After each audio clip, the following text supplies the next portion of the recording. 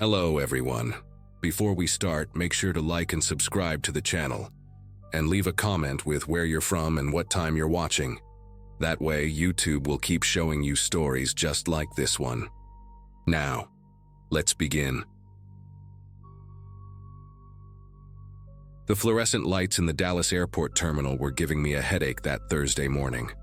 I'd been coding for 3 days straight, trying to meet a deadline before this conference in San Diego, and my eyes felt like sandpaper. Working as a software engineer meant long hours, but this project had been particularly brutal. I remember grabbing my third coffee of the morning from the Hudson News, the bitter taste mixing with the anxiety I always felt before flying. At 32, I'd flown maybe 50 times for work, but turbulence still made my palms sweat. The gate agent called for boarding, and I shuffled forward with everyone else, my laptop bag cutting into my shoulder. When I scanned my boarding pass, the machine beeped differently than usual, and the agent smiled at me. "Mr. Harrison, you've been upgraded to an exit row seat. More legroom for you today." I settled into seat 14F, right next to the emergency exit door. The extra space was nice. I could actually stretch my legs without hitting the seat in front of me. A flight attendant named Cheryl, with silver hair pulled back in a tight bun, ran through the special exit row instructions with me and the other passengers in the row. She had this way of speaking that made you pay attention, like a strict but caring grandmother. I nodded along, half listening while I pulled out my phone to check one last email. The plane filled up quickly, business travelers and families heading west for the weekend. Next to me sat an older gentleman in a Navy veteran cap who introduced himself as Walter, and across the aisle was a young mother named Jessica with her teenage daughter. We all made that awkward small talk you do when you know you'll be sitting inches from strangers for the next 3 hours. The pilot came on the intercom just as we pushed back from the gate, his voice carrying that practiced calm all pilots seem to have. Then the plane stopped moving. "Ladies and gentlemen, this is Captain Reynolds. We're experiencing a minor mechanical issue with one of our hydraulic systems. Nothing to worry about, but we need to return to the gate for a quick inspection. Should only be about 15 minutes. Famous last words. 15 minutes turned into 30, then 45. The air in the cabin grew thick and stale as we sat there with the engines off. People started getting restless, pulling out phones, shifting in their seats. Walter told me about his time on aircraft carriers, how this was nothing compared to landing on a ship in rough seas.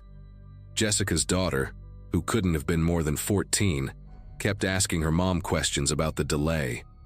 I tried to focus on my laptop reviewing code, but something kept nagging at me. The maintenance crew outside my window seemed rushed, almost frantic. One technician kept pointing at something under the wing, shaking his head. After an hour and 20 minutes, the captain came back on. "We've completed our inspection and been cleared for departure. Flight attendants, prepare for takeoff." The engines roared to life again, but this time something sounded different. It wasn't quite right. Like when your car makes that noise, you know you should get checked, but you ignore because you need to get to work. The pitch was uneven, cycling up and down in a way that made my chest tight. I glanced at Walter, who had stopped mid-sentence in his story about the Pacific. He heard it too. As we taxied back to the runway, I noticed Cheryl walking through the cabin one more time, checking seatbelts and tray tables. When she passed our row, she paused for just a second at my exit door, her fingers brushing against the handle mechanism. Her face stayed professional, but I saw something flicker in her eyes. She moved on quickly, but that moment stuck with me. The vibration started as soon as we hit full throttle for takeoff. Not the normal rumble you feel during acceleration, but something deeper, traveling up through the floor into my feet. It felt wrong, like standing too close to heavy machinery that's about to break. We lifted off, and Dallas disappeared beneath us. For the first 20 minutes, I almost convinced myself I was being paranoid. The vibration settled into a rhythm, still there but consistent enough to ignore if you tried hard enough. I put my headphones on and attempted to lose myself in a podcast about machine learning, but I kept pulling them off to listen. Walter had fallen asleep, his head tilted back and mouth slightly open. Jessica was helping her daughter with homework, normal life continuing around me while this unease gnawed at my gut. The flight attendants served drinks, people watched movies on their tablets. Everything seemed routine, but that vibration never stopped, and every few minutes the engine noise would spike, like someone revving a motorcycle engine randomly. I found myself gripping the armrests during those moments, my knuckles white against the worn fabric. The woman in front of me kept turning around, and I realized she felt it too. We made eye contact once, and I saw my own worry reflected in her face. Then it happened, 31 minutes after takeoff, according to my phone. The bang was so loud it felt like someone had fired a cannon next to my head. The entire plane lurched sideways, throwing people against their seats. Oxygen masks dropped from the ceiling like yellow jellyfish, dangling and swaying as the plane shuddered. The lights flickered and went out, emergency lighting casting everything in a sickly green glow. Screams erupted throughout the cabin, raw and primal. Walter jerked awake, his military training kicking in as he immediately reached for his mask. Jessica pulled her daughter close, both of them fumbling with their masks while tears streamed down the girl's face. My own mask hung in front of me, and I grabbed it with trembling fingers, pulling it over my face. The plastic smelled like dust and fear. Captain Reynolds' voice crackled through the speakers, no longer calm. Emergency descent, brace positions, flight attendants secure the cabin. The plane nosed down hard and my stomach lurched up into my throat. Through the chaos, I heard a sound that made everything else fade away. A high-pitched whistle coming from right beside me. The whistle was coming from the exit door. Around the edges where the door met the frame, I could see daylight. Actual daylight, where there should have been an airtight seal. The door was bowing outward slightly, flexing with the pressure difference. My mind raced through the exit row briefing, but nothing had prepared me for this. The whistling grew louder as we descended, air screaming through the gaps. I pressed my hand against the door and felt it vibrating, the metal cold even through the chaos of the moment. Walter saw what I was doing and his face went pale beneath his oxygen mask. He pointed at the door, and then at me, his eyes asking a question I didn't know how to answer. The plane continued its steep descent, and I could feel the pressure building in my ears despite the oxygen flowing. People were crying, praying, holding each other. A man 2 rows up was recording a message on his phone for his family, but all I could focus on was that door, watching it flex and strain against its failing seal. Cheryl appeared in the aisle, moving with impossible grace despite the plane's violent descent. She took one look at the door and her professional mask finally cracked. Real fear flashed across her face before she composed herself. She leaned close to me, having to shout over the noise. "The seal is failing. If it blows at this altitude..." She didn't finish, but she didn't need to. We both knew what would happen. The sudden decompression would be catastrophic, especially for those seated near the exit. She grabbed my shoulders, her grip surprisingly strong. "There's an emergency kit under your seat, red handle. When I tell you, you need to help me." She turned to Walter and Jessica. "You 3 need to move, now, as far back as you can." But Jessica's daughter was frozen in terror, her mask not properly sealed, starting to hyperventilate. Jessica was trying to fix it, but her own panic was making her fingers clumsy. Walter started to unbuckle to help them, but the plane hit turbulence and slammed him back into his seat. I made a decision that still haunts me. Instead of reaching for the emergency kit, I unbuckled and lunged across the aisle to Jessica's daughter. The plane was bouncing like a mechanical bull, and I slammed my shoulder hard into the overhead bin. Pain shot through my arm, but I ignored it, grabbing the girl's mask and adjusting the elastic straps with steady movements I didn't know I possessed. "Breathe with me," I told her, exaggerating my own breath so she could see through the clear plastic. "In through your nose, out through your mouth, just like in gym class." Something about the mundane comparison broke through her panic. She started matching my rhythm, her eyes locked on mine. Walter had managed to get free and was helping Jessica with her seatbelt.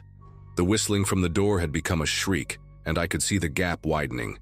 Maybe a 1/4 inch now, but at 20,000 feet that was enough to kill us all if it gave way completely.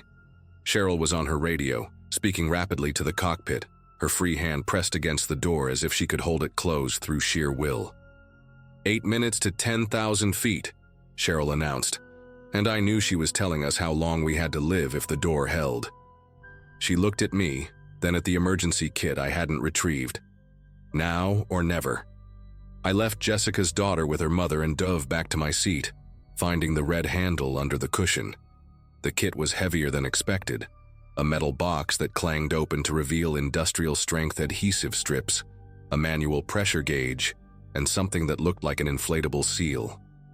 Cheryl's hands moved with practiced efficiency, showing me how to apply the adhesive strips along the door frame. The temperature difference between inside and outside made the metal burn cold, and the adhesive barely wanted to stick. We worked in sections, me holding the strips in place while she activated some kind of chemical reaction that made them expand and harden. The whistling didn't stop, but it changed pitch, becoming lower, less urgent. My fingers were numb by the time we'd done 3 edges. The 4th edge, the one taking the most stress, was where things went wrong. As I pressed the strip into place, the door lurched outward another half-inch with a metallic groan that sounded like a death rattle. "Hold it!" Cheryl shouted, and we both threw our body weight against the door. I could feel it pushing back, the pressure difference trying to rip it from its hinges. The inflatable seal was our last option. Cheryl pulled it out, a thick rubber tube with a CO2 cartridge attached. She jammed it into the growing gap, right where the door was failing worst, and pulled the activation cord. The seal expanded with a hiss, fighting against the escaping air. For a moment, I thought it would work. The whistling decreased, the door stopped moving. Then the plane hit another pocket of turbulence, a violent drop that lifted us off our feet. When we slammed back down, I heard the worst sound of my life, the crack of metal fatigue. The door frame itself was failing, not just the seal. Bolts were stripping from their housings, visible through the interior panel. I looked at Cheryl and saw the same realization in her eyes. We had minutes, maybe less. She grabbed her radio again. "Captain, we need to descend faster. Exit door catastrophic failure imminent." The response was immediate. The plane's nose dropped even steeper, and I had to brace myself against the seats to keep from falling forward.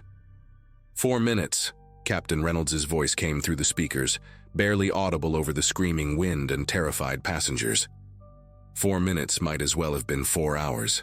The door was bowing out visibly now, the center bulging like a balloon about to pop. Walter had gotten Jessica and her daughter moved back 6 rows, but in a packed plane, that wasn't nearly far enough if explosive decompression happened.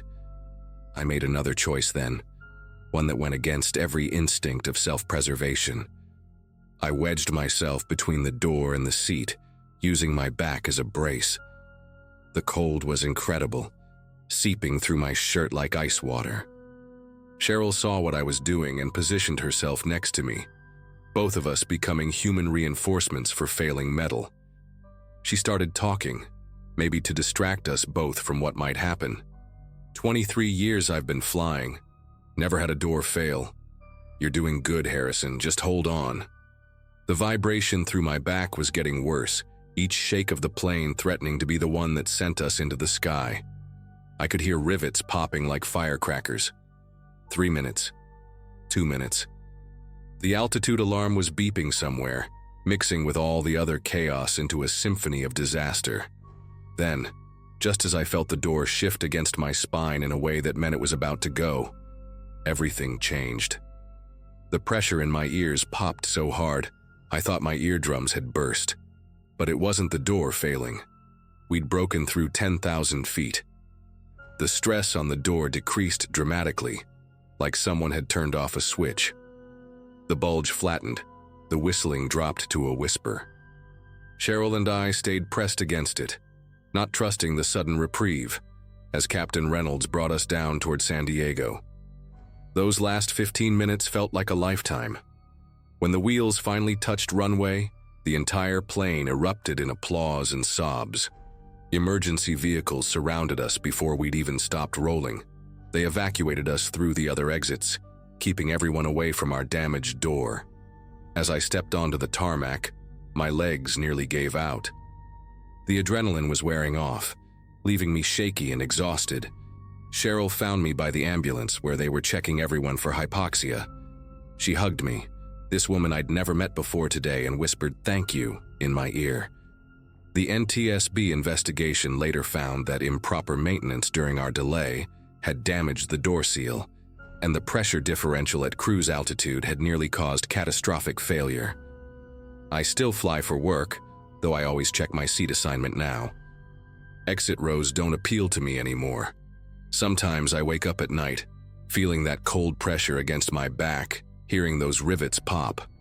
But I also remember Jessica's daughter breathing steadily behind her mask, Walter's calm military bearing as he helped evacuate people, and Cheryl's steady hands as we fought to keep death at bay with adhesive strips and determination.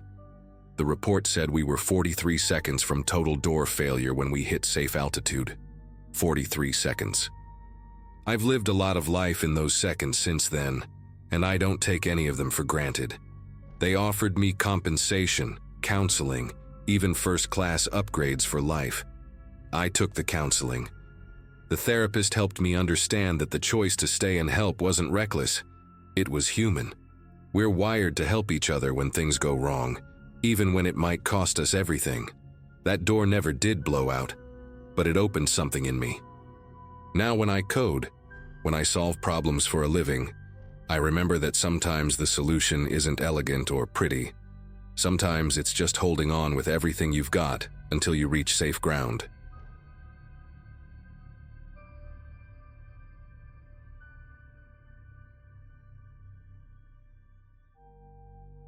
The exhaustion was already setting in when I settled into seat 23F on that November red-eye from Seattle to Atlanta. I worked as a medical equipment sales rep back in 2017, constantly bouncing between cities, living out of Marriott hotels and surviving on airport food. At 34, the job paid well enough to keep my downtown Seattle apartment and help with my sister's college tuition, but the travel was wearing me down. That particular Tuesday, I'd wrapped up 3 back-to-back presentations at Harborview Medical Center and barely made it to SeaTac for the 11:45 p.m. departure. The plane was maybe half full, mostly business travelers like me, everyone ready to sleep through the 5-hour flight. I remember thinking how lucky I was to have an empty middle seat next to me, already planning to stretch out once we hit cruising altitude. The guy across the aisle caught my attention before we even pushed back from the gate. Aisle seat 23C, wearing a wrinkled gray suit that looked like he'd been sleeping in it for days. What struck me wasn't his disheveled appearance. We all looked rough on these late flights. But the way he kept checking his phone, then his watch, then the overhead bins like he was timing something. His carry-on was this beat-up leather messenger bag that he clutched between his feet instead of stowing it properly. Mid-40s maybe, thinning brown hair that stuck up at odd angles, and these intense green eyes that seemed to catalog every person who walked past. The flight attendant, a patient woman named Brenda according to her name tag, asked him twice to put his bag in the overhead compartment. Both times he just nodded and smiled, but never moved it. I figured he was just another anxious flyer. Maybe had important documents or medication he wanted to keep close. God knows I'd seen plenty of nervous passengers over the years. We took off without incident, and I popped in my earbuds, ready to zone out to some podcast about real estate investing. About an hour in, somewhere over eastern Washington, I noticed the guy had started talking, not on his phone, just talking. His lips were moving in this rapid, quiet way, like he was reciting something from memory. The woman in front of him turned around once, probably wondering if he was talking to her, but he didn't even notice. His eyes were fixed on the seat back in front of him, and his fingers were tapping out some kind of rhythm on his armrest. I pulled out one earbud, curious despite myself. Couldn't make out the words, but the cadence was weird. Not like normal speech, more like he was counting or doing math problems out loud. The flight attendants were doing their beverage service, and when Brenda reached our row, she paused, watching him with this concerned expression. That's when things started getting uncomfortable. His quiet muttering gradually increased in volume, and I could finally make out fragments. Carry the 7, altitude minus time. They changed it at 12:47. He pulled out a small notebook from his jacket pocket and started scribbling furiously, numbers and symbols that made no sense from where I sat. A businessman 2 rows up turned around with an annoyed look, and I saw Brenda whisper something to another flight attendant near the galley. The second attendant, a younger guy with a crew cut, walked over casually, like he was just checking on passengers. He leaned down and spoke quietly to the man, who suddenly stopped writing and looked up at him with this expression of pure confusion, like he'd just woken up from a dream. "Sir, is everything all right?" the attendant asked, loud enough for me to hear. The man blinked several times, then smiled, but it was wrong somehow, too wide, showing too many teeth. "Everything's perfect," he said. "We're right on schedule." Then he went back to his notebook, muttering even louder than before. 20 minutes later, he was standing in the aisle, pointing at random passengers and announcing observations that made my skin crawl. "You're not supposed to be here," he told a teenage girl 3 rows ahead. "Your ticket says Phoenix." The girl's mother pulled her closer, looking terrified. The crew cut attendant approached again, more firmly this time, but the man just laughed. "Don't you see what they're doing?" he asked, gesturing wildly at the cockpit door. "We're not going to Atlanta. Check your phones, check the GPS. We've been circling for an hour." I actually did check my phone then, even though I knew it was ridiculous. We were still on airplane mode, obviously, but that seed of doubt he'd planted was already growing. Other passengers were shifting in their seats, some pulling out their devices too. The strange thing was, when I looked out the window, I couldn't see any city lights below us anymore. Just darkness. But that was normal for flying over unpopulated areas, I told myself. Totally normal. The situation deteriorated fast after that. He started going row by row, leaning over seats, asking people for their boarding passes. "Show me," he'd demand. "Show me where it says Atlanta." When an elderly man in a veteran's cap refused, the guy grabbed his shoulder, not violently, but with this desperate urgency that was somehow worse. "They switched the manifests," he insisted. "Can't you feel it? The pressure's all wrong. We're descending." That's when Brenda and 2 other attendants converged on him, trying to guide him back to his seat. But he twisted away, surprisingly agile for someone who'd seemed so unsteady. "I have to check something," he announced, and before anyone could stop him, he was moving toward the rear of the plane, that messenger bag bouncing against his hip. The attendants followed, trying to look calm, but I could see the tension in their shoulders. Then he disappeared into the lavatory and locked the door. What followed were the longest 15 minutes of my life. The flight attendants huddled near the locked door, speaking in hushed tones with the cockpit through their handsets. I could hear muffled sounds from inside the lavatory, metal clanking, something being unscrewed, and that continuous muttering. The other passengers were fully awake now, craning their necks to see what was happening. A woman across from me was quietly crying, and her husband kept telling her it would be okay, but his voice had no conviction. The plane hit some turbulence then, just normal bumps, but in that charged atmosphere it felt sinister. The crew cut attendant knocked on the door repeatedly. "Sir, you need to come out now. Sir?" No response except for more mechanical sounds. Then suddenly, the smoke alarm in the lavatory went off. Not just a beep, a full shrieking wail that cut through the cabin. But here's the thing that still bothers me. There was no smell of smoke, nothing burning, just that piercing alarm that wouldn't stop. The captain's voice came over the intercom, professionally calm, but with an edge I'd never heard before in all my years of flying. "Ladies and gentlemen, we're experiencing a minor technical issue.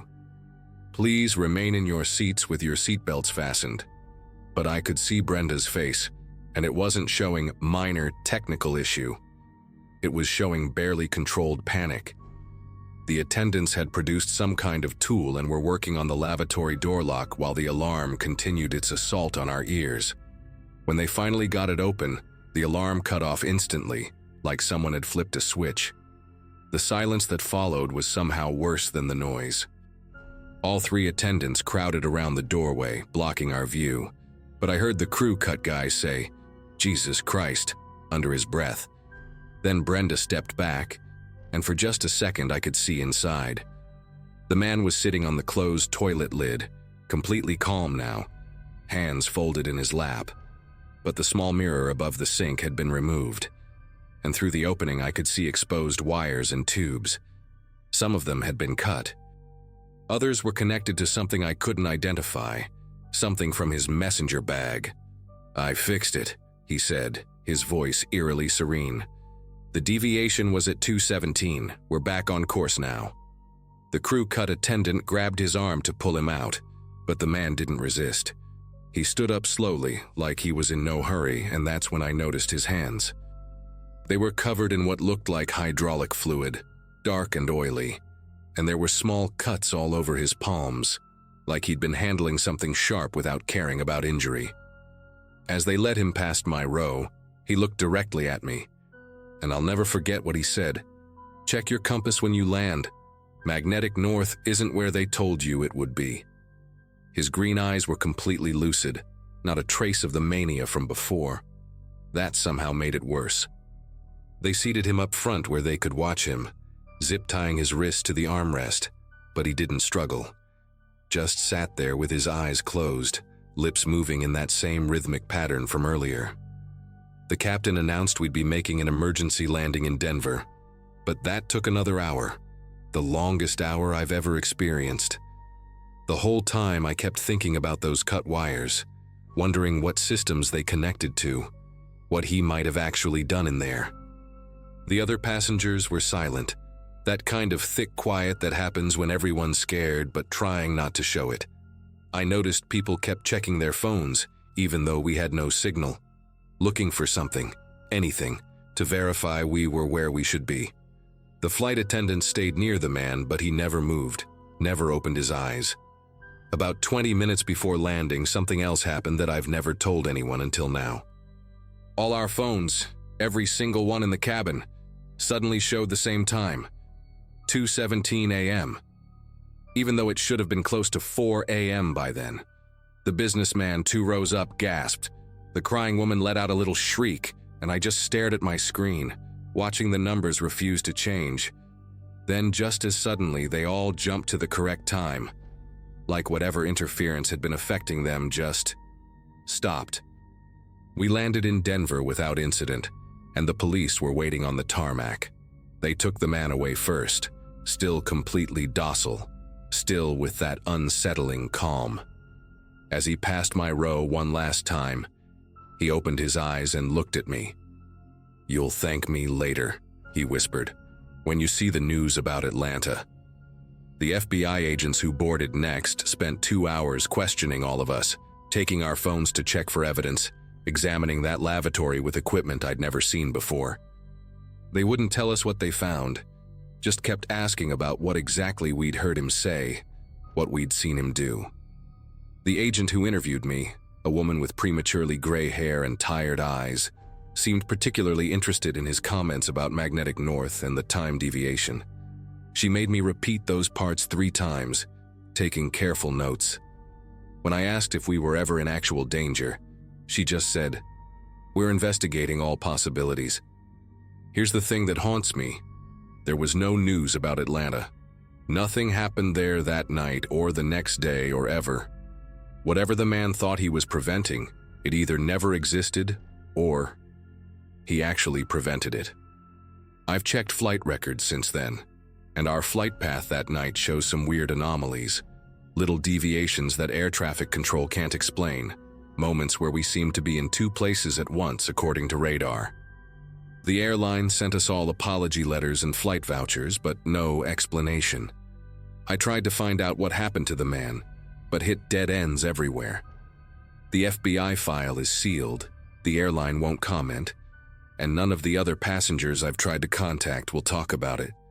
But sometimes when I'm on a red-eye flight and we hit turbulence, I check my phone's compass.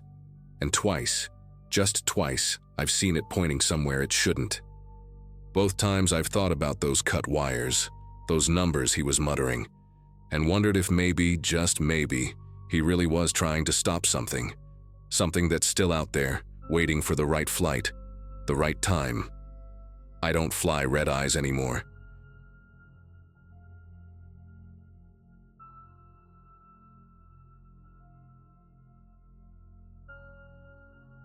You know that feeling when you're running on 3 hours of sleep and your third cup of coffee isn't doing its job anymore? That was me on Friday morning, April 15, 2022, standing in the cramped terminal of Cedar Rapids Regional Airport. I'm a freelance journalist and I'd been chasing a story about municipal corruption in Iowa for the past week. The kind of small-town scandal that pays the bills but drains your soul. I was supposed to catch a 7:45 a.m. connecting flight to Chicago, then home to Portland. The terminal was practically empty except for a handful of business travelers and an elderly couple arguing about their boarding passes. I remember thinking how different these tiny Midwest airports felt compared to the chaos of LAX or JFK. There was something almost quaint about the whole setup, with its outdated carpet and the single coffee stand run by a woman who looked like she'd been there since the airport opened. The fog outside was thick as soup that morning, the kind that makes you question whether planes should even be flying. I pressed my face against the terminal window, watching the runway lights disappear into a gray void about 50 feet out. The departure board kept flashing delayed for most flights, but somehow mine was still showing on time. I'd been traveling for work for 8 years, and I'd seen my share of weather delays, but this felt different. The fog seemed to swallow everything whole, and I couldn't even make out the wingtips of the planes parked at the gates. A maintenance guy walked past with a radio crackling static, and I caught fragments of conversations about visibility and ground stops. Part of me hoped they'd cancel the flight so I could grab a hotel room and sleep for 12 hours straight, but I had a deadline looming and my editor was already breathing down my neck about expenses. When they finally called for boarding, I was genuinely surprised. The gate agent, a middle-aged guy with wire-rimmed glasses and a nervous tick of adjusting his tie, kept glancing toward the windows as he scanned our boarding passes.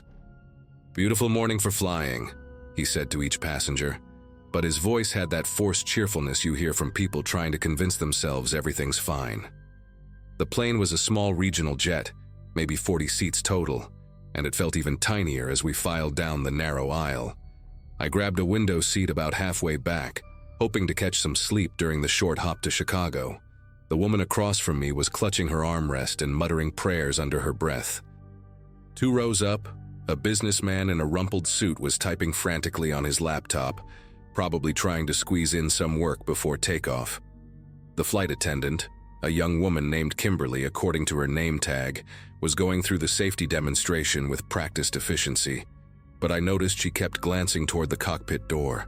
The pilot's voice came over the intercom with that standard pre-flight greeting, but there was something strained about it. Captain Hendricks, he said his name was, and he mentioned the fog but assured us it was within acceptable limits for departure.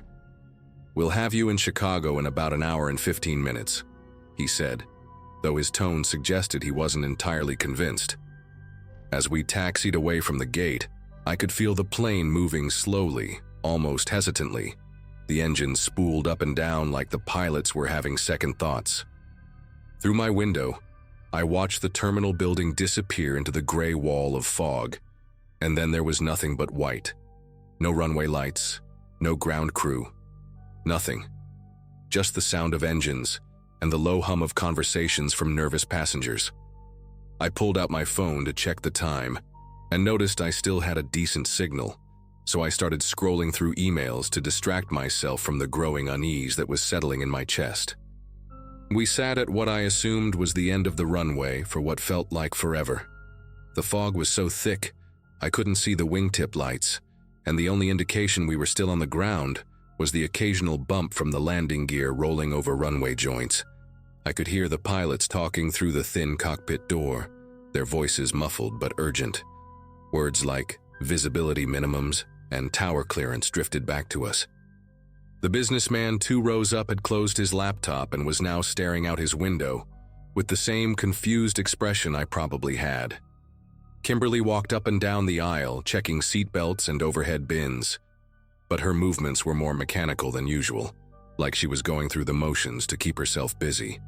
The elderly couple from the terminal was seated near the front, and I could hear the woman asking her husband if this was normal. His reassuring murmur didn't sound particularly convincing. Then the engines roared to life with the intensity that made the whole cabin vibrate. We were moving, picking up speed fast, and I pressed my face to the window, hoping to catch a glimpse of something, anything, through the fog. The acceleration felt normal at first, that familiar push back into your seat as the plane builds momentum, but then I noticed we were moving for longer than usual. Most regional jets lift off pretty quickly, but we kept rolling and rolling.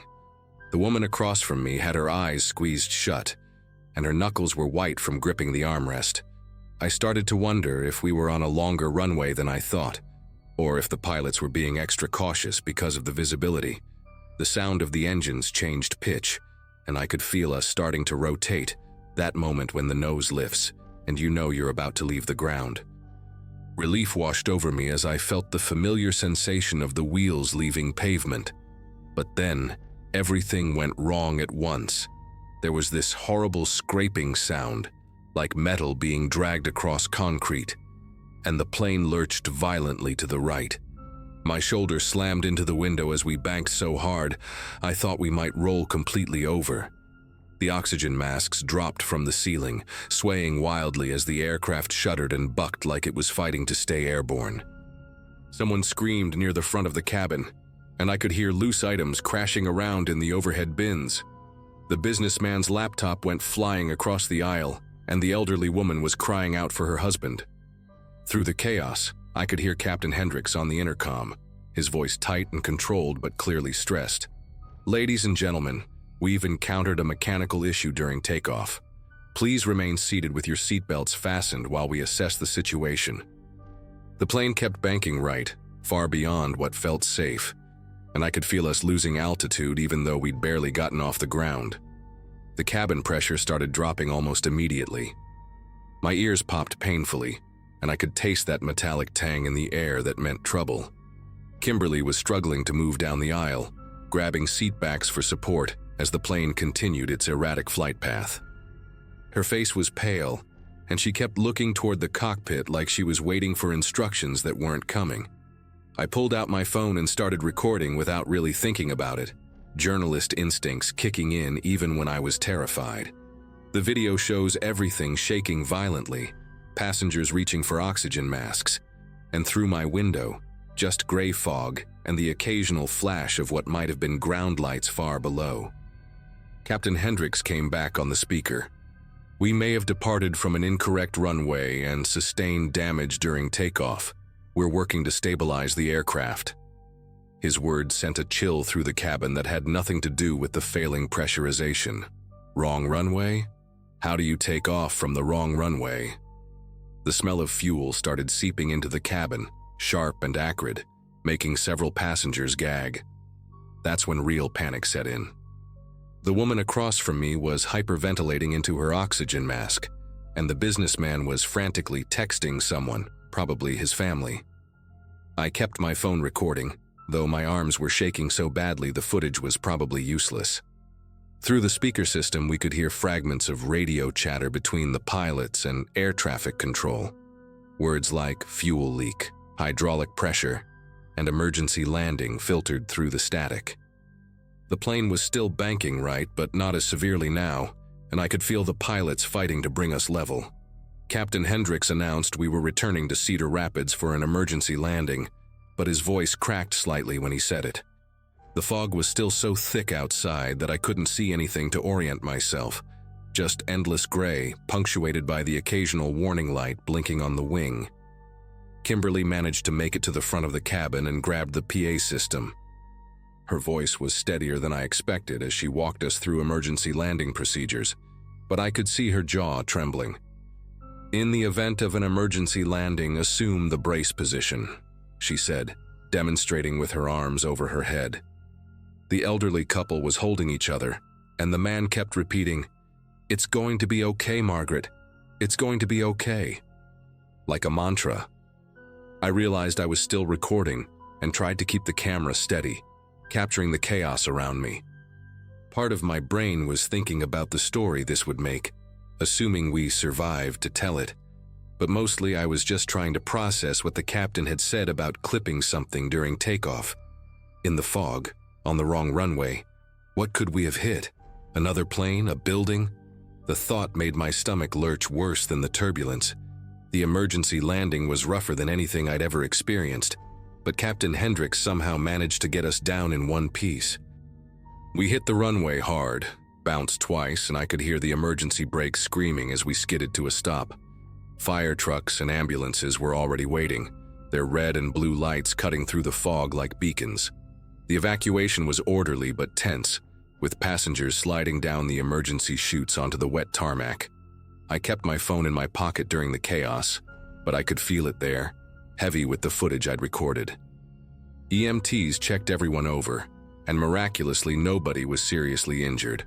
Just some bruises from the rough landing and a few cases of shock. The elderly woman, Margaret, had a panic attack and was taken to the hospital as a precaution. But overall, we'd gotten incredibly lucky. As we waited in the terminal for statements and rebooking, I overheard one of the investigators talking to Captain Hendricks about how they'd somehow ended up on a maintenance runway that should have been closed. 3 days later, when I finally made it home to Portland, I sat down to review the footage on my phone. Most of it was shaky and chaotic, just what you'd expect from someone recording during an aviation emergency. But as I scrubbed through the video frame by frame looking for usable material for the article I was writing, I found something that made my breath catch in my throat. Right at the moment of impact, when we hit whatever we hit during takeoff, there was a brief clearing in the fog. Just for a second, maybe two, the camera captured something through the window. At first, I thought it was debris or part of the runway equipment. But when I enhanced the image and slowed it down, the shape became unmistakable. It was a person. A figure in what looked like orange coveralls, the kind maintenance crews wear. They were standing right in our path, and in that split second of visibility I could see them turning toward the sound of our engines. The impact happened so fast, but the footage shows the moment of contact, and then they were gone. The investigation concluded we'd struck a fuel truck that had been left on the maintenance runway, but I never told anyone what I saw in that video. Sometimes I wonder if I should have, but what would I say? That we didn't just hit equipment. We hit someone who shouldn't have been there. I deleted the footage and never wrote the article. Some stories are too heavy to carry.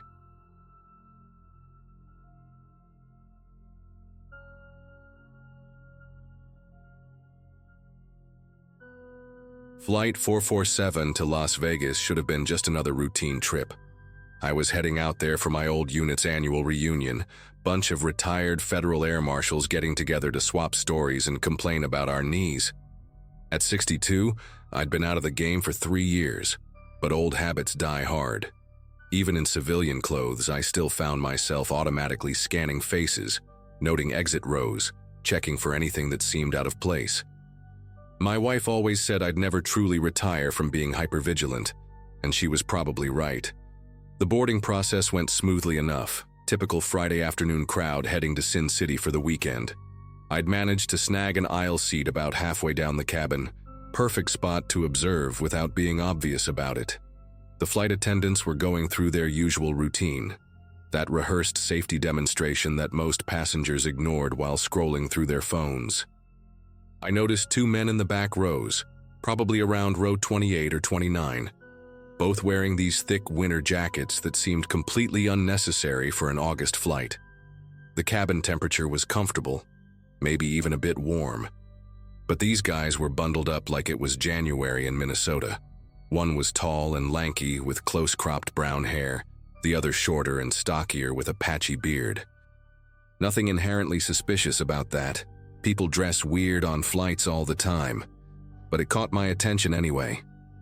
About 30 minutes into the flight, when we'd reached cruising altitude and most people had settled into their routines, I noticed the tall one lean over to his companion.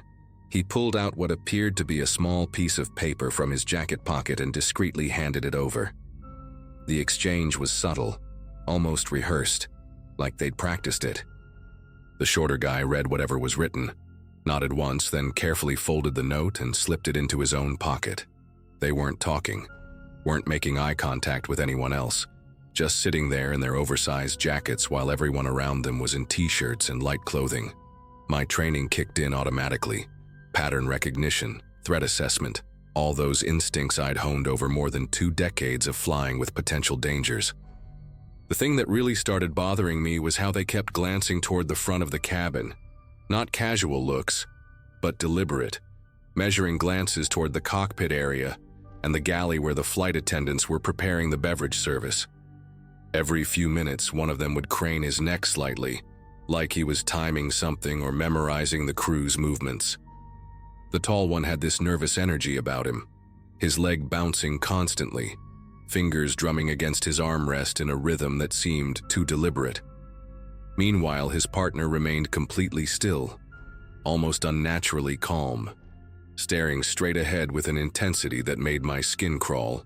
I tried to tell myself I was being paranoid, that retirement had made me jumpy, but every fiber of my being was screaming that these two were planning something. I found myself debating whether to alert the crew. Problem was, I had no official authority anymore, just a retired federal employee with a gut feeling and some suspicious observations. What was I supposed to tell them? 2 guys in jackets passed a note and keep looking forward? That would sound ridiculous, especially coming from someone who wasn't even supposed to be paying that kind of attention to other passengers. But my instincts had kept me alive through countless flights, including 3 real incidents where things went sideways fast. I'd learned to trust that nagging feeling in my chest, that electric tension that meant danger was brewing. The flight attendants were completely oblivious, chatting among themselves as they rolled the beverage cart down the aisle, smiling at passengers and asking about drink preferences like it was any other routine flight. Then things escalated in a way that made my decision for me. Both men suddenly stood up simultaneously, moving with a coordination that was definitely not coincidental. The tall one reached into his jacket, not in a rushed or obvious way, but with a kind of deliberate movement that suggested he was accessing something specific. They started walking toward the front of the cabin, not hurrying but moving with purpose, weaving between passengers who were getting up to use the restroom or stretch their legs. I watched as they approached the galley area where 2 flight attendants were preparing the next round of service. The crew members noticed them coming, but didn't seem alarmed yet. Just 2 passengers probably asking for extra peanuts or complaining about the temperature. But I could see the tension in both men's postures, the way they kept their jacket pockets positioned just so, and I knew with absolute certainty that whatever was about to happen wasn't going to be a routine passenger request. I unbuckled my seatbelt as quietly as possible and started moving forward, staying low and using other passengers as cover. My heart was pounding, but my mind was crystal clear. That familiar state of heightened awareness that had gotten me through dangerous situations before. The lead flight attendant, a woman in her 40s with blonde hair pulled back in a tight bun, finally noticed the approaching men and stepped forward to intercept them. She had that practiced customer service smile, the kind flight crews use to defuse situations before they escalate. "Gentlemen, can I help you with something?" she asked, positioning herself between them and the cockpit door. The tall one mumbled something I couldn't quite hear from my position, but his body language was all wrong, too rigid, too focused. His companion hung back slightly, creating what I recognized as a tactical formation. The blonde attendant's expression shifted from polite curiosity to concern as the tall man continued speaking in low, urgent tones. She glanced back toward her colleague, a younger guy with dark hair who was still organizing the beverage cart, clearly trying to signal for backup without alarming the other passengers. That's when the shorter man with the beard stepped closer, effectively boxing in the flight attendant between the 2 of them. The dynamic changed instantly. What had looked like a conversation was now clearly a confrontation. Other passengers were starting to notice, heads turning, conversations dropping to whispers. The cabin's atmosphere grew thick with tension. That unmistakable feeling when everyone senses danger, but doesn't quite understand what they're witnessing. I was close enough now to hear fragments of what the tall man was saying, something about following instructions and making this easy for everyone. Then the moment I'd been dreading happened. The tall man slowly withdrew something from his jacket pocket. Not a gun or knife, but a small rectangular device about the size of a smartphone, with several wires protruding from one end and what looked like a digital display. He held it at chest level, making sure the flight attendant could see it clearly while his partner moved to block any potential escape route toward the back of the plane. The attendant's face went pale, her professional composure cracking as she realized what she was looking at. Other passengers began to notice the commotion, some standing up to get a better view, others instinctively shrinking back in their seats. The cabin filled with nervous murmurs and the sound of people shifting uncomfortably. I could feel the collective anxiety building, that moment when a routine flight transforms into everyone's worst nightmare. My mind raced through the possibilities. Was it a real explosive device, an elaborate hoax, or something else entirely? The device looked crude, but potentially functional, with those exposed wires and what appeared to be a timer or detonator. In my years as an air marshal, I'd seen plenty of fake devices used by desperate people seeking attention, but I'd also encountered the real thing. The problem was, at 30,000 feet, you can't afford to guess wrong. The flight attendant was trying to remain calm, speaking in measured tones while slowly backing toward the cockpit, probably hoping to alert the pilots without escalating the situation. But the two men matched her movement, maintaining their positions and keeping that device visible.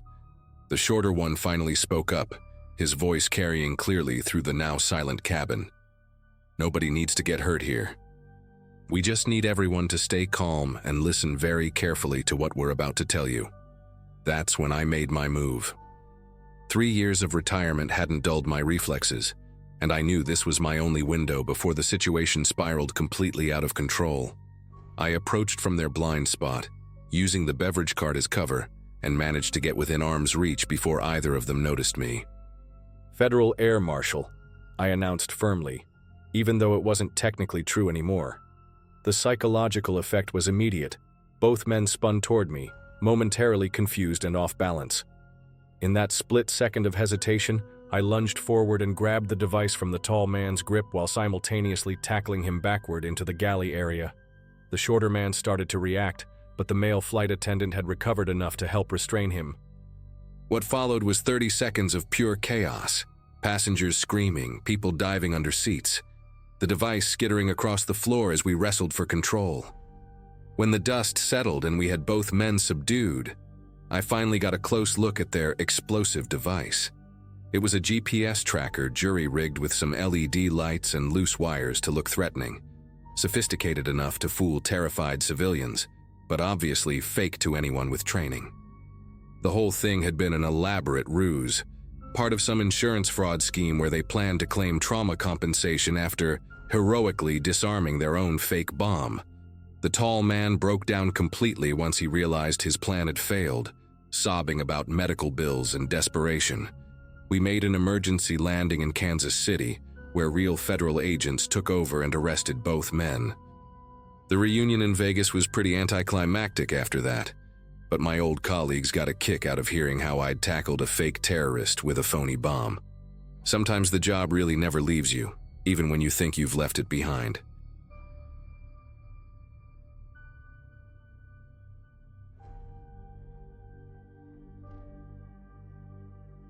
The thing about being 10 years old is that you trust adults way too easily.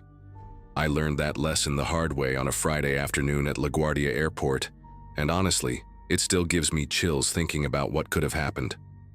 My parents had been divorced for about 2 years by then, and my mom had moved out to California for her job at some tech company. Every few months, my older brother Tyler and I would fly out there to spend time with her. Tyler was 15 and acted like he knew everything about everything, which I guess made me feel safe when we traveled together. The routine was always the same. We'd catch the early flight, Tyler would buy us overpriced airport food with the money Dad gave him, and we'd sit near our gate playing games on his phone until boarding time. That particular day started out exactly like all the others, except it was the first time Tyler had forgotten to charge his phone before we left home. We'd already checked in and made it through security without any problems. Our gate was at the far end of Terminal C, and Tyler was getting antsy because his phone was down to like 5% battery. I remember him looking around frantically until he spotted one of those charging stations near the food court. The area was pretty busy with people coming and going, dragging their suitcases and looking stressed about their flights. Tyler told me to sit right there on this metal bench next to the charging station while he went to grab us some snacks from the Hudson News store about 50 feet away. He could see me the whole time, he said, and he'd be back in 5 minutes tops. I wasn't worried at all. Airports always felt safe to me with all the security cameras and uniformed people walking around. I just sat there swinging my legs and watching people rush past with their carry-on bags, completely oblivious to the fact that someone had been watching me. Maybe 3 minutes had passed when this man approached me. He was tall, probably in his 40s, wearing a crisp navy blue suit with a white dress shirt and a tie that had these tiny airplane patterns on it. His hair was perfectly combed back with some kind of gel, and he had this really clean-shaven look that reminded me of the businessmen you see in commercials. What struck me most was how polished he appeared. His shoes were so shiny they reflected the fluorescent airport lights, and his briefcase looked expensive, like something my dad would carry to important meetings. He walked up to me with this confident stride, the kind that made him seem official and important. When he got closer, I noticed he had a badge clipped to his jacket pocket, though I couldn't really read what it said from where I was sitting. At 10 years old, a badge meant authority to me, and I automatically assumed he worked there. "Excuse me, sweetie," he said in this really smooth, professional voice. "I'm with airport security, and I need to ask you a few questions." He showed me the badge more clearly, holding it out so I could see it had some kind of official-looking seal on it. The badge looked real enough to me. It had his photo and everything, though the lighting made it hard to read the fine print. He knelt down to my eye level, which my parents had always taught me was what trustworthy adults did when they talked to kids. "We're doing a routine security check on unattended minors today. It's a new policy since some incidents last month." His voice had this caring, concerned tone that reminded me of my elementary school principal. "I need to take you to our office for just a few minutes to fill out some paperwork. Where are your parents?" The way he asked seemed genuinely worried, like he was trying to help me, and I remember feeling a little embarrassed that Tyler had left me alone when apparently there were new rules about that. I pointed toward the Hudson News store and explained that my brother was getting us snacks and would be right back. The man nodded seriously and said that was fine, but policy was policy, and we needed to handle this right away before my flight. "It'll only take a few minutes, and then you can come right back here to wait for your brother," he assured me. He stood up and gestured toward a corridor that led away from the main terminal area. "Our security office is just down this hallway. We'll have you back before your brother even realizes you're gone." The way he said it made it sound so routine and normal, like getting called to the principal's office at school. Not fun, but nothing scary either. I remember glancing back toward the store where Tyler was, but I couldn't see him through the crowd of people. The man seemed to notice my hesitation and smiled this reassuring smile. "Don't worry, honey. This happens all the time. We just need to make sure you're safe and that everything's in order with your travel documents." Something weird started happening in my stomach as I stood up, though I couldn't put my finger on what exactly bothered me. Maybe it was how quickly he wanted to move, or how he kept looking around while he talked to me, like he was checking to see if anyone was watching us. His hand touched my shoulder as he started to guide me toward that hallway, and I noticed his palm felt sweaty through my t-shirt. The corridor he was leading me toward was definitely less crowded than the main area, and it seemed to stretch back into a part of the airport I'd never seen before. Most of the people walking around were coming from the opposite direction, toward the gates and food court, not going where we were headed. "Is the office very far?" I asked, and my voice came out smaller than I intended. He squeezed my shoulder a little tighter and said, "Just a little ways." "You're being such a good, cooperative girl." The compliment should have made me feel better, but instead it made that weird feeling in my stomach get stronger. We'd only walked maybe 20 feet when this janitor appeared from around the corner, pushing one of those big yellow mop buckets on wheels. He was an older black man, probably in his 60s, wearing a dark green uniform with patches that said LaGuardia Maintenance on them. His name tag read Jerome in faded letters, What I remember most about him was his eyes. They were really kind, but also sharp, like he noticed everything going on around him. When he saw us, he slowed down, and his expression changed completely. It wasn't dramatic or anything, but there was this subtle shift in how he looked at the situation. The man with me immediately straightened up, and his grip on my shoulder loosened just a bit. "Afternoon," Jerome said politely to the man, but his eyes stayed focused on me. "Everything all right here, sweetie?" The way he asked made it clear he was really asking me, not the man. I felt this surge of relief that I couldn't explain, like when a teacher shows up right when kids are picking on you at recess. The man in the suit cleared his throat and tried to maintain that professional tone he'd been using with me. "Just doing a routine security check on this young lady. Nothing to worry about." But Jerome wasn't buying it, and I could tell. He positioned his mop bucket in a way that kind of blocked the hallway, making it impossible for us to keep walking without going around him. "Security check, huh?"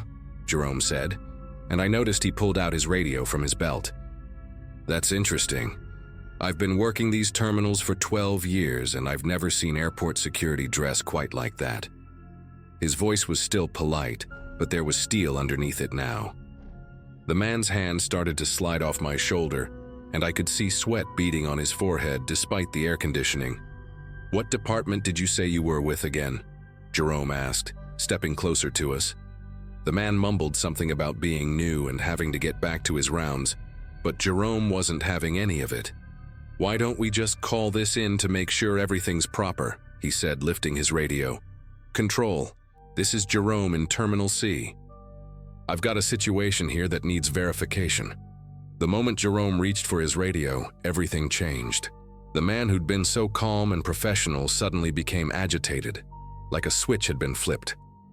"That won't be necessary," he said quickly, his voice losing that smooth quality it had before. "I just remembered I have another call I need to respond to first." He let go of my shoulder completely and started backing away from us, his briefcase clutched tightly against his chest. Jerome wasn't having any of it, though. "Hold on there, friend. Let's just get this sorted out properly." But the man was already turning around, walking fast toward the main terminal area. Not running exactly, but moving with this urgent, panicked energy that made my heart start racing. Jerome spoke into his radio again, describing the man's appearance and direction. Blue suit, white shirt, airplane tie, brown briefcase, heading toward the main concourse. Then he turned to me with the gentlest expression. "Honey, I need you to stay right here with me until we figure this out, okay? Can you tell me where your family is?" I was shaking now, not from cold, but from finally understanding that something really bad had almost happened to me. Jerome kept talking to me in this calm, reassuring voice while we waited for security to arrive. "You did good, sweetie. You followed your instincts." But honestly, I hadn't followed any instincts. I'd been ready to go with that man until Jerome showed up. Within minutes, 2 real airport security officers came jogging up to us, and I could immediately tell the difference. Their uniforms were completely different, with official LaGuardia patches and proper badges that looked nothing like what the man had shown me.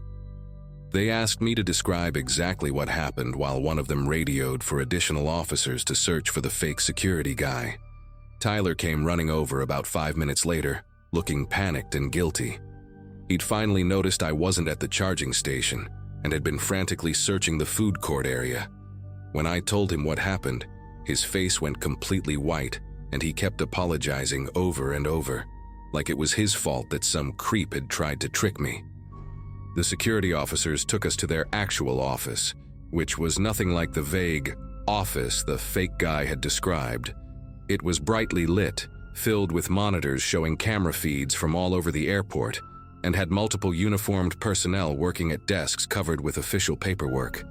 They explained that they needed to review the security footage and file a report, but first they wanted to get our parents on the phone. Tyler called Dad while I sat in a chair that was way too big for me, still trying to process what had just happened. Dad drove straight to the airport, a 2-hour trip that he made in about 90 minutes, and we ended up missing our flight to California. While we waited, the security team pulled up the footage from the cameras near the charging station, Watching it back was surreal, like seeing a movie of myself almost getting kidnapped. The man had been lingering in the area for almost 10 minutes before approaching me, clearly watching and waiting for the right moment when Tyler was out of sight. What made everything even more terrifying was what they discovered when they ran his image through their system. The badge he'd shown me was a complete fake, a pretty convincing one, but fake nonetheless. Even worse, when they checked their entry logs, they found that he'd used a forged employee badge to get past the security checkpoint without a boarding pass. He wasn't a passenger, wasn't an employee, and had no legitimate reason to be in the secure area of the airport at all.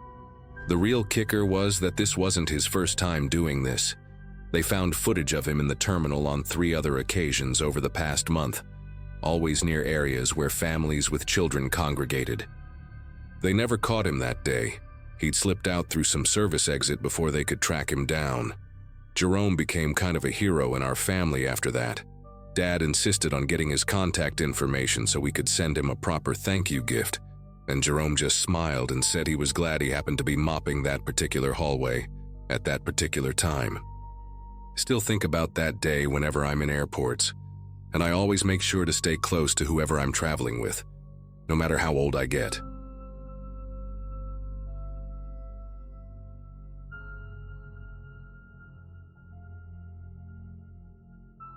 It was the kind of layover that drags just long enough to dull your brain. Mid-afternoon, fluorescent lighting, and overpriced sandwiches wrapped like museum exhibits. I was flying back from a work seminar in Tulsa and had a 3-hour gap at DFW before my connection. I work in software logistics, nothing dramatic, but I tend to record things, airport delays, odd announcements, even the occasional luggage mishap, mostly out of boredom. That day I had my phone propped against my coffee cup, idly recording planes landing through the wide terminal window. One particular landing caught my attention before anything even happened.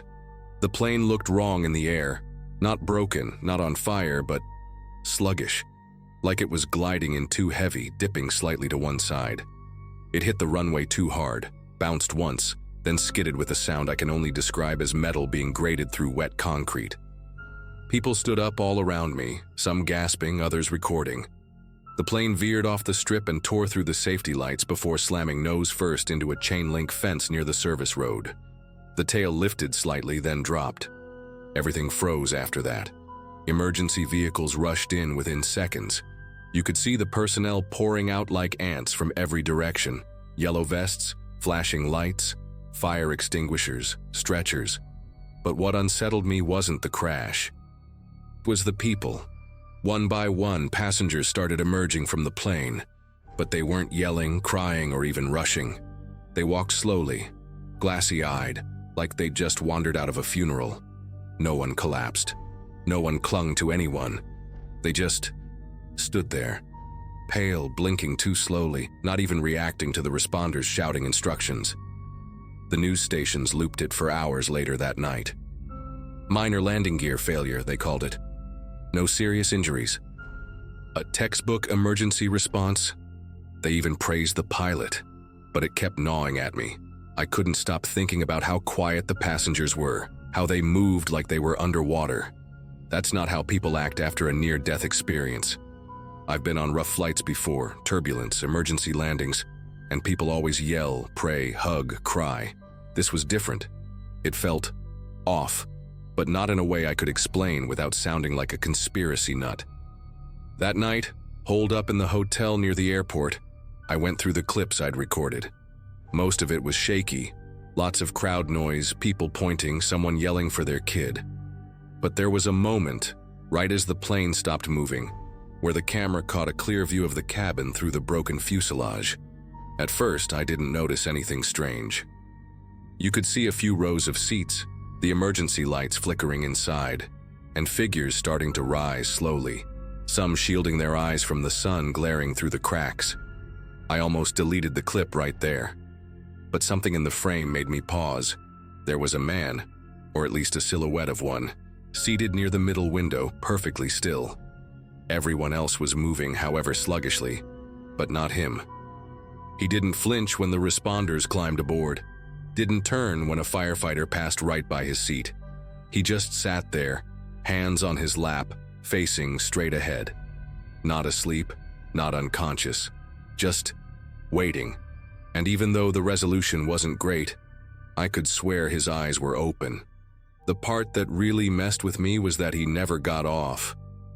I scrubbed through every angle I had, even checked local news footage, trying to spot him among the passengers gathered by the ambulances. Nothing. No one matching his shape, his clothes, his stillness. It's like he was never part of the evacuation. And no one mentioned him. Not the reporters, not the airline statements. They listed every passenger as accounted for. But I know what I saw. Or at least what my camera saw. Someone stayed behind. Voluntarily, it seemed. I showed the video to the woman at the front desk the next morning while checking out. She barely looked at it before handing my phone back, muttering something about how people freeze in emergencies. But that wasn't freezing. That was composure. The kind of stillness you see in statues or people waiting for a train, not an erect plane that just plowed through fencing. He wasn't reacting because somehow it didn't apply to him. And the more I thought about it, the more I started wondering if maybe he wasn't reacting because he wasn't meant to leave. Back home I kept digging, not obsessively, at least not at first, but enough to know something didn't add up. I found a press release that listed the flight number, the arrival time, and even a crew photo. But there was no manifest available to the public. I emailed the airline asking about the total passenger count and received a generic reply about privacy protocols. When I asked specifically whether anyone had remained on board or been injured in the cabin during the evacuation, they stopped responding altogether. I uploaded the clip anonymously to a small subreddit that specializes in analyzing strange footage. It didn't take long for a few people to comment on the guy I'd noticed. One user even tried to enhance the image, but the frame just got grainier. No one could identify a face. But someone else claimed they remembered a different incident, a crash landing in another state years back, where a figure had also been seen remaining in the cabin, silent, unmoving. I don't know if they were messing with me or if there's something more to it, but that comment stuck with me. For a while, I stopped flying altogether. I took trains when I could, drove more than I should, but a few months ago I had to fly again for work. A short trip, nothing dramatic. Right before takeoff, I glanced out the window and watched another plane taxiing to the gate across the tarmac. And for just a second, I thought I saw him. Same posture, same seat by the window, same stillness. But when I blinked, the plane had already started moving again and the angle was gone. Could have been nothing, could have been anyone. I don't show the footage anymore. People either shrug it off or make jokes about ghosts and time loops. I get it. It's easier to laugh than sit with the possibility that maybe we don't understand everything that walks off those planes, or what stays behind. But I still have the clip saved in a folder labeled MISC on my hard drive. I don't know who that man was. I don't know if he was alive, dead, or something in between. All I know is that every passenger was declared safe, and not a single soul acknowledged the one who never left.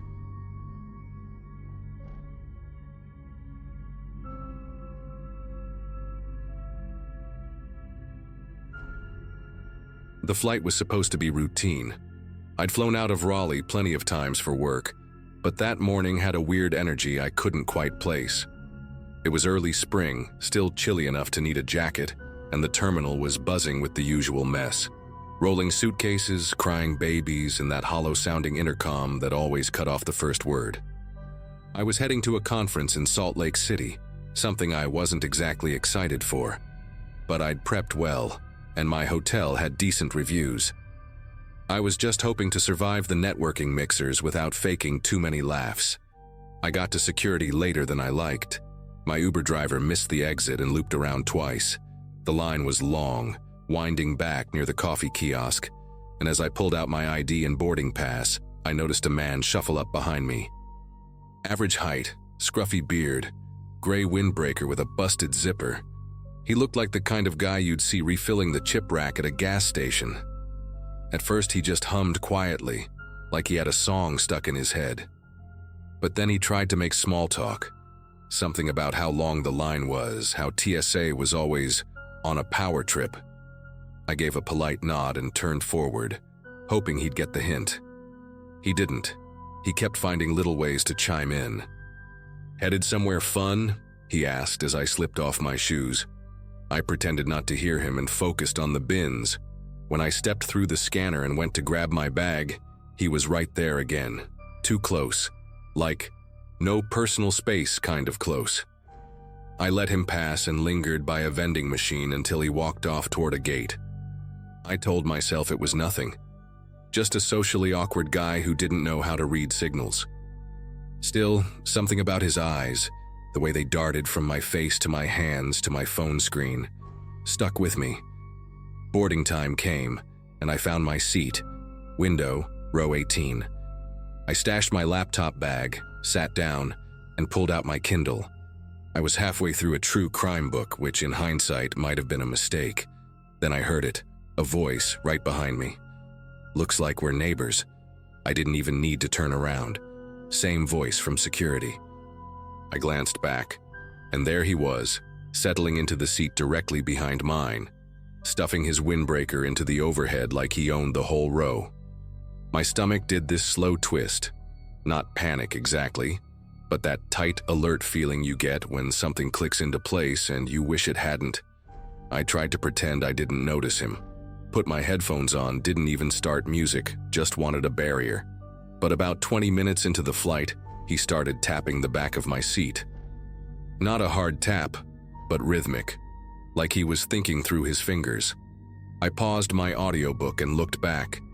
He was staring at the screen in front of him, pretending to scroll through movie options. When he saw me watching, he smiled like I'd caught him doing something cute. "Sorry," he said, not actually sounding sorry. "Didn't mean to bug you."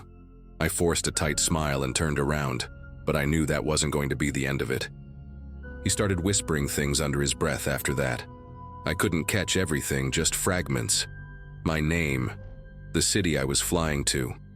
At first I told myself maybe I'd heard wrong, but then I heard my hotel name. That wasn't normal. I hadn't said it aloud. I hadn't even mentioned where I was staying to anyone, not out loud, not in a call. I didn't know how he knew. I turned fully around and asked him point blank, "Do I know you from somewhere?" He shrugged like I'd just asked him the weather and said, "We're just on the same path. Funny how things line up, huh?" I didn't answer. I buzzed for the flight attendant and asked to move seats, but the plane was full. She offered me a drink on the house. That was it. The rest of the flight, I kept my screen tilted low and tried to keep my eyes forward, but I saw his phone more than once, tilted toward the aisle. The front camera blinked at me twice. I didn't say anything. I didn't even want to breathe in his direction. I sat completely still and watched the seatbelt light like it was my lifeline. When we finally started descending, I told myself I'd let everyone else off first. No way I was getting caught in that weird shuffle where he could end up behind me again. But as soon as the plane hit the tarmac and people stood up, he was already grabbing his bag and blocking the aisle, like he was making sure I couldn't sneak past. I stayed seated, watched people file out, waited until he was almost out of sight, then moved fast. I thought maybe if I took the opposite path through the terminal, stopped at a bathroom or a bookstore, I'd lose him. For a while I didn't see him, and I started to feel stupid for how paranoid I'd gotten. But when I made it to the rideshare pickup area and scanned the crowd, there he was, off to the side near the column, pretending to mess with his phone. Same jacket, same dead-eyed look, now staring right at me like we had unfinished business. I didn't even think. I turned and walked straight to the first airport staffer I could find, a woman in a red blazer holding a clipboard near the baggage carts. I didn't try to explain much at first. I think my words came out tangled. But I must have looked shaken enough because she took me seriously right away. She asked me to point him out, and when I turned back around, he was gone. My heart sank, but she stayed calm and called someone on her radio. Within 2 minutes, airport security showed up. 2 men, one with a clipboard, the other with a scanner on his hip. I repeated everything as clearly as I could this time, and they asked if I'd be willing to come with them to review footage. I said yes without hesitation. I wanted this to be over. I wanted him to be caught or at least scared off. We didn't even need to look at the footage. While we were still at the office near the terminal's back corridor, one of the officers got a call. Someone matching my description of him had been spotted loitering near the rental car counters. They brought him in. I wasn't allowed to see the whole exchange, but I did hear a bit when they questioned him in the next room. The strange part, the part that still sticks with me, is that he didn't seem frantic or embarrassed. He was calm, too calm. He even asked for water, like this wasn't a confrontation, like he thought he'd done nothing wrong. The officer who spoke with me came back later and sat down with this strange look on his face. He told me they'd gone through the man's phone. He gave it up without a fight. Inside were screenshots, my flight confirmation, a map with the terminal layout, and my hotel reservation email, right down to the check-in code. I stared at him like he was making it up. I had no idea how the guy got those. I hadn't shared that itinerary with anyone but my assistant. My phone had never left my bag. It felt like some invisible wall between my private life and the outside world had cracked open without me noticing. They didn't arrest him. That's the part that still frustrates me. Since he hadn't technically done anything illegal, they said the photos weren't explicit. The screenshots didn't prove he hacked anything. They just gave him a formal warning and put him on a no-fly list pending investigation. They offered me an airport escort to the hotel, which I took. I changed rooms that night, canceled the rest of the conference, and flew back the next morning on a different airline. Nothing's happened since then. But I still check behind me at the terminal. Every time I fly, I scan the line at security like I'm flipping through a deck of cards, hoping not to see his face again.